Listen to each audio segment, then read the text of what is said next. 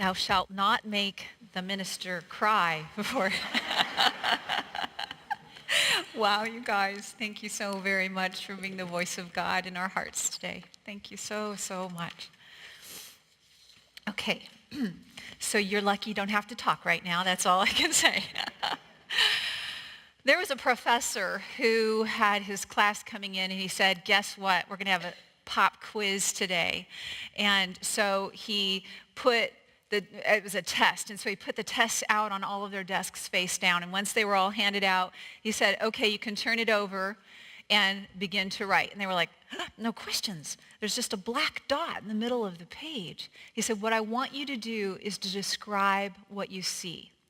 And so with great fervor, every one of them began writing. They wanted to get an A on this project to impact their grade positively.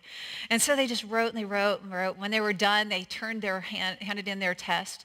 And the professor collected them all. And he said, I'm not going to grade you on this, but I wanted to give you something to think about. He began to read what each of those students had written on those pieces of paper describing what they had seen. And they shared about how the black dot, the intensity of the ink and the saturation of the paper and its location and how big it was, and described everything they could. But at the conclusion of him reading all of those descriptions, he said, not one of you described the white space on the outside of that black dot. He said, this is what life is sometimes. Sometimes we get a diagnosis, or we have a challenge in a relationship, or we have a financial situation that is a black dot in the middle of the white potentiality of our world, and we focus in on that black dot. He said, I want you to think about your life and to remember the white spaces and the spaces for creativity and the capacity to focus on them. So what are you focusing on today? What is your mind thinking about today? Sunshine! Brian was like, where's our SPF? He found it before he left. Today we get to walk through the third chapter of Eric Butterworth's Practical Metaphysics. And I'm just curious, how many of you here have the book and are reading it? A lot of you. It is a fabulous book, and it's very consciously written. And I want to recap the first and second chapters before we go into the third, because it sets the groundwork. In the very first chapter, it talks that and tells us and shares with us this concept that God is everything, everywhere, always. And in all ways, it is completely present. So right where you sit right now, God is fully present, and you have access to the fullest capacity of that which God is, because the second chapter, you are created in the image and the likeness of the divine. You are completely God's stuff. Yes, completely God's stuff. So God as creator, always creating, is you in expressing, pressing out into the universe. You are its leading edge. You are the pencil tip of God in creation. And what we are imbued with is this power to think. Is there anyone here not thinking right now? Good, we've got some stillness of mind going on. For many of us, we have thoughts incessantly running through our minds. And this presence and the power that is God, always in expression as us, is creating. And it is creating, I was thinking about this, and it was as if that there's this white easel of capacity of creation within our mind, within our life. And on that white easel, we take this pencil tip of the divine's creation and we begin to sketch. And what is it that we're sketching? Anybody have any clues? Nobody who was here for the first service. I don't know. What are we creating?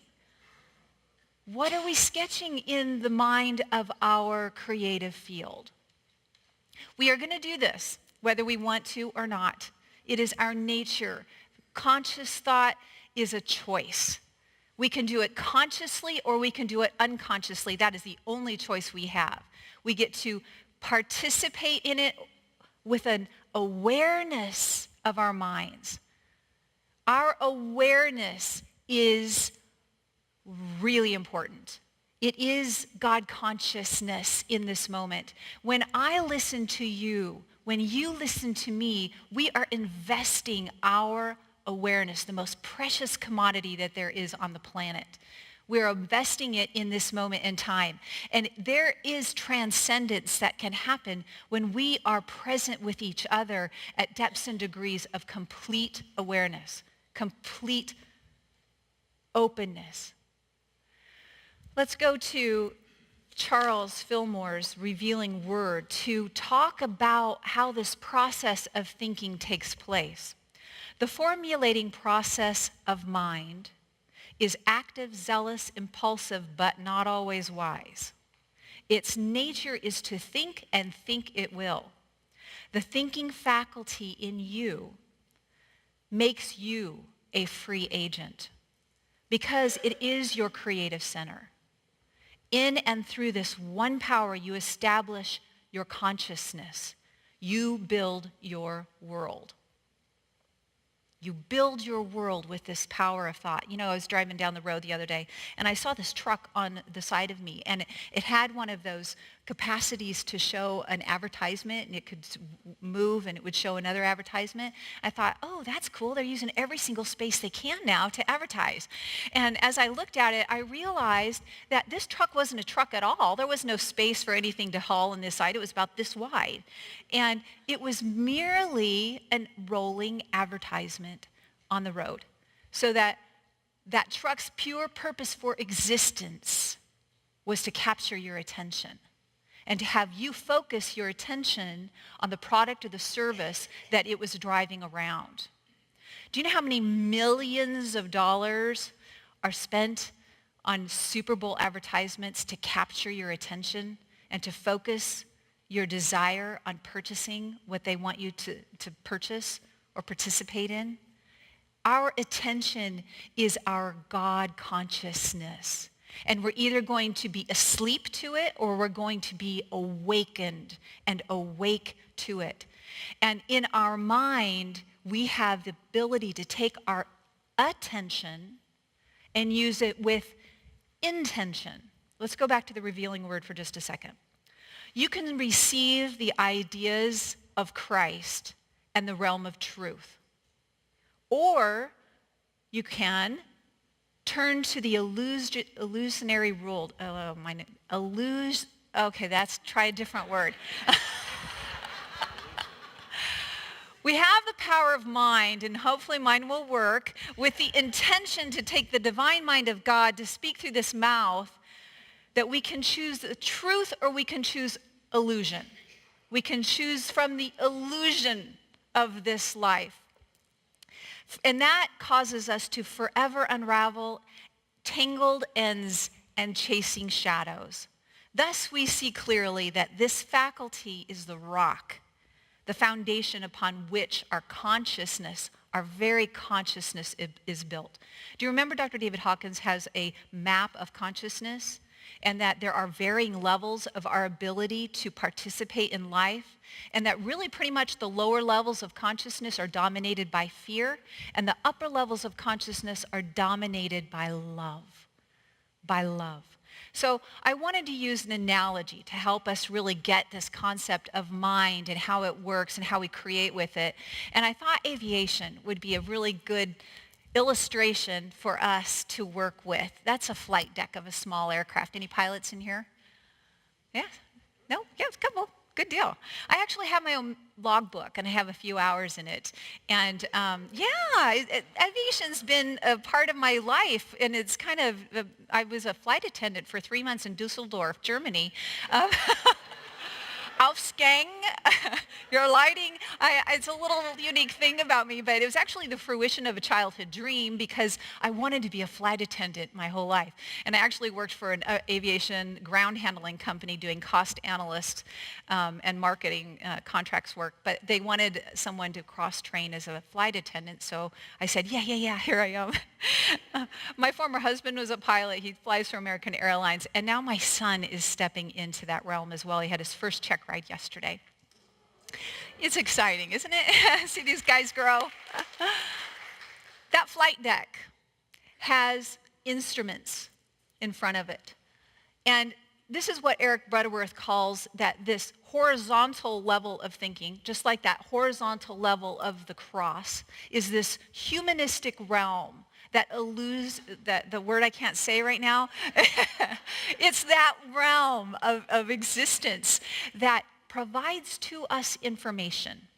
That control panel will tell you how fast the wind's blowing. It will tell your relationship to the horizon. It will tell you your speed and your altitude, and it will also tell you if your gas is getting empty. This is all information that we use in our life. The key is do we allow it to dictate our life? Or do we recognize that this is merely information for us to use in setting our own course? I read somewhere that the same gale force wind that causes one ship to go east can cause the same ship to go west merely by the positioning of your sail. So too, the positioning of your flaps, the positioning of your ailerons and your struts, they can position you in a way to allow you to move in the world with the same wind. But you are in the control seat. You are the one that has the yoke in your hand, and you can push down to fear or pull up to love. So we have this horizontal level of information that is informing us. Now, if you have an empty gas gauge on the flight deck of say your body's saying, I'm tired, I'm really tired. You can't take a happy sticker and slap it on top of that gas gauge and say, I'm okay, all is well. It's not going to work. It won't work for very long if it does work. There's a piece of information that says rest, renew, breathe in, allow yourself to restore. And if we take that information and we fuel up, then we're going to be successful in our flight. But if we ignore it, we are doing what we actually are calling spiritual bypass. We need to work with the information in our world.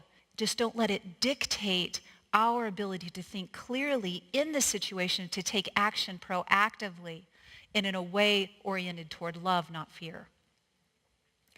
So when we think fear thoughts, what kind of impact does that have on us? Fear thoughts activate the hypothalamus, which is in charge of our endocrine system.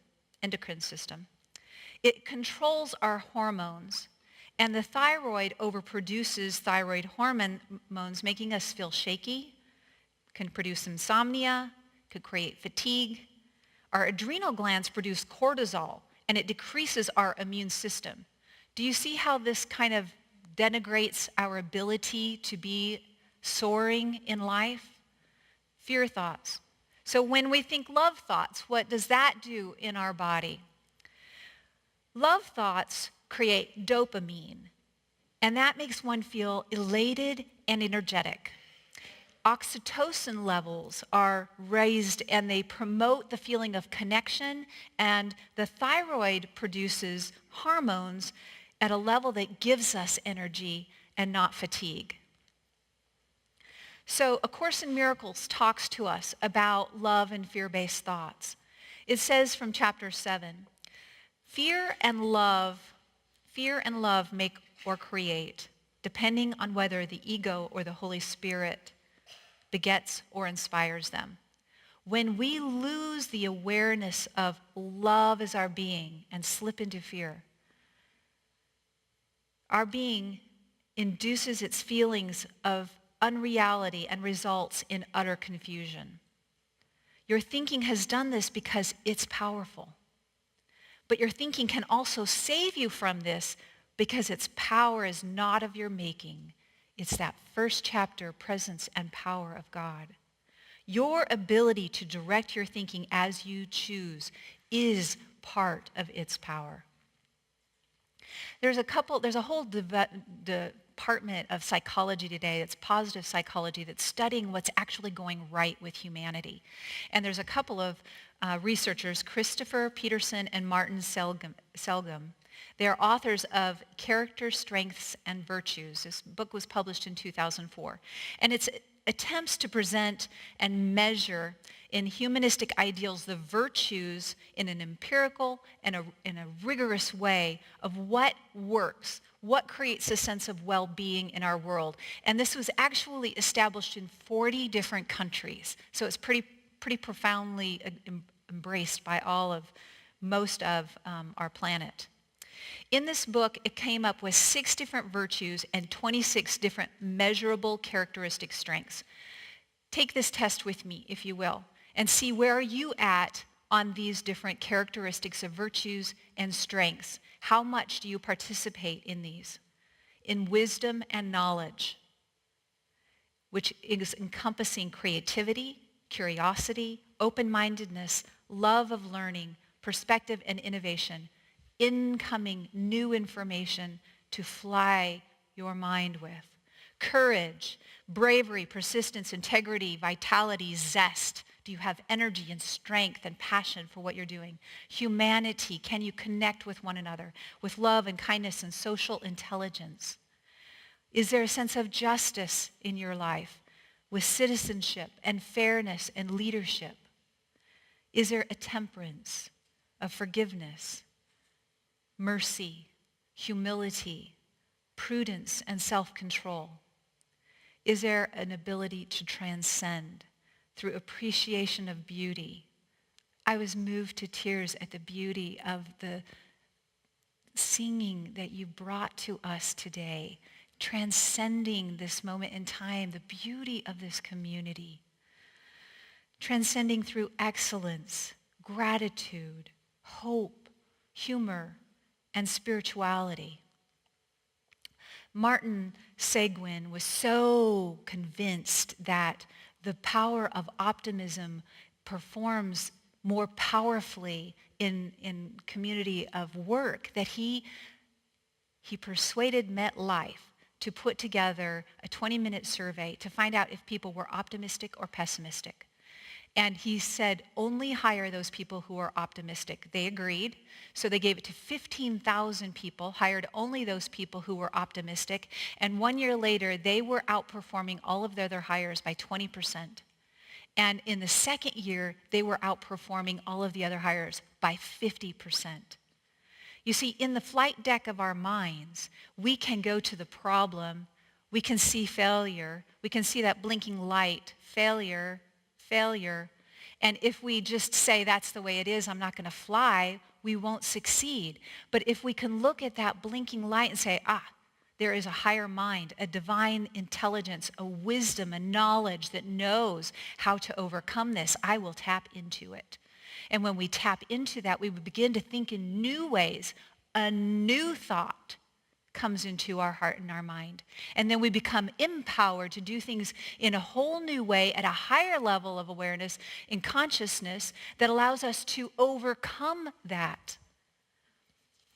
I get so involved. I get so excited about this stuff. This was a video that shares the vision of the flight deck right here. And this happens real time. We are thinking constantly. We go out there, we're going to be driving, we're going to be speaking, we're going to be connecting, we're going to be dealing with real life situations, blinking things on our dashboard. And either we can choose fear or we can choose love and we can choose faith. You notice on that there are 2 seats in that flight deck? Who is in your mind with you? Who do you allow to sit in that flight deck of thought with you?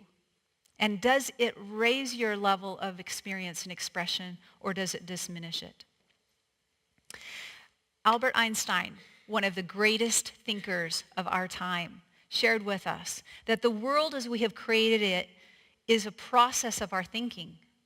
It cannot be changed without changing our thinking. He also went on to say, a new type of thinking is essential if humankind is to survive and move toward higher levels. So what kind of new thinking, what kind of new thought would you invite onto the flight deck of your mind? several years ago in 2012, I moved into a new home, and I was walking around barefoot a lot in that. And I actually caught some sort of infection on my left toe. And it was painful. I went to the doctor. They didn't really find something to help, but I got over it. I got over that incident. And it didn't go away. The pain in it kind of still was present. It didn't feel quite right. So I went to a podiatrist, and the podiatrist took an x-ray, and everything was fine with the bone. So I left not knowing what's going on with my foot. And over the years, it's still kind of niggly bit bothered me. And I was laying in bed the other day, and I was actually thinking to myself, I could just sit here and think, oh, my foot doesn't feel right. I don't know what's wrong with it. That's what the doctors have said. Information from the doctors. Or I could go to the vertical length of inspiration, the higher thought of that divine mind within me, and realize this is God's foot. This is God's foot. The divine intelligence of this universe created every single cell, every bone, every tissue, every fiber, every vein, everything, all ligaments and tendons and everything in my foot. This is God's foot in expression. Therefore, the strength of the bone in this foot is as strong as God is strong. Therefore, the flow of the blood within this foot is the flow of divine energy, bringing nutrients and removing everything that needs to be removed from this foot. This is the field of God, and I am connected to that field, and every bit of the wisdom that is needed to heal this foot beyond doctor comprehension is available because God is there, and God's wisdom is there, and God's power is there, and God's presence is there. Is there anything else I could need? No. No, it is God. It is God in expression. And when my heart, my energy, and my field, and my mind, and my thoughts began to saturate in that, I was like, oh my gosh, I feel great. I feel fantastic. It is the power that we are given by the thinking aspect of our mind to align with the truth of God. Who is in your cockpit? Who is in your flight deck? What kind of thoughts are you going to entertain? I thought, while I was thinking this, Jesus Christ went around and healed a heck of a lot of people, and he didn't have a med team with him. Nor did he have supplies, nor EKGs, nor stethoscopes. He had, as I could recall, the only thing he ever really used was dirt, and he spit in it, and he made a little, and he put it on someone's eyes, and they were able to see again. Now, I'm not sure that the current medical community would really accept that as a healing practice, but obviously it worked for Jesus. So if that presence of that man who walked this earth that became the full alignment of the Christ, who was completely at one with the divine, when you see me, you see that which has sent me, if that being could coach me in my flights, how high can I soar? So I looked up 10 thoughts that Jesus spoke to us. You might want to think of these. Turn the other cheek. Don't get caught up in it. Just let it go. Go the extra mile. Yes, I can, and I will, and here I am, and I love you. Judge not, lest you be judged. Let it go. Do unto others as you would have them do unto you. Be the change you want to see in the world. Love your neighbor as yourself. Love yourself, and then from that full cup, love your neighbor. He who lives by the sword dies by the sword. Put the sword down. Good Samaritan. Good Samaritan. Love one another. Be kind. Take a moment to be with each other. It's where the kingdom of heaven lives. To whom much is given, much is required. Why? Because our talents were imbued with us for a purpose, to be given. We have to grow and expand into their expression. Let he who is without sin cast the first stone. We have all missed the mark. We have all fallen short. Don't hold someone else to that when we know we ourselves have needed the grace of mercy and compassion. And the truth will set you free. The truth was, that's what we're here about at Unity Church of the Hills. We are a community of ever-expanding love and acceptance in a field of this sanctuary. Did you not feel it when Linda said that field of love? Where you can safely transform. You can safely walk through the changes of your life. You can be held and embraced and loved as you transcend and transform and elevate your level of awareness. All right, so I also wanted to give you 3 flight manuals, just in case you wanted to take this a little bit farther, because I know how awesome you all are and how much you love to learn. So there are 3 books that you'll see on the screen. If you want to take a picture of it, great. If you don't, there's also a sheet out in the foyer. If you pick it up on the way out, you can pick that up and you can pick up one of these books. Essays of Ralph Waldo Emerson is his first series, published in 1841. As a Man Thinketh by James Allen. Someone actually had a copy of it this big in their purse this morning in the first service. She goes, "Thank you for reminding me. I haven't read it in a while." And The Power of Positive Thinking by Norman Vincent Peale. Flight manuals to help you stay attuned to love and truth and wisdom to help you elevate your awareness. In closing, I'd like to share with you Myrtle Fillmore's quote. Myrtle is the co-founder of Unity, and we would not be sitting here without her and what she realized in that she is a child of God. She said, as we realize that we are God's children, take that on for you right now. You are God's child. That we have the power and the authority to think and to speak the good and true and to have it manifest in harmonious relationships and pleasant surroundings. We no longer invite or submit to inharmony, misunderstandings, or limitations. We place ourselves in God's keeping and think truth. And it directs us in ways of peace and pleasantness. Take the attention, the God-given attention of your conscious awareness, and with intention, focus on what is good, what is loving, what is kind, what is true. And it will allow you to ascend in your consciousness to a level of being on this planet that this planet so importantly needs. I love every one of you. Namaste.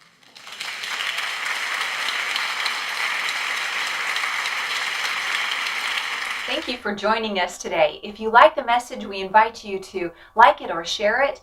And we also want to let you know that we're on Instagram, Twitter, and we'll see you again next Sunday on Facebook at 11:25. We're a New Thought church where lives are transformed, and we welcome you to check us out. Check out our website, unityhills.org. We'll see you next week. Namaste.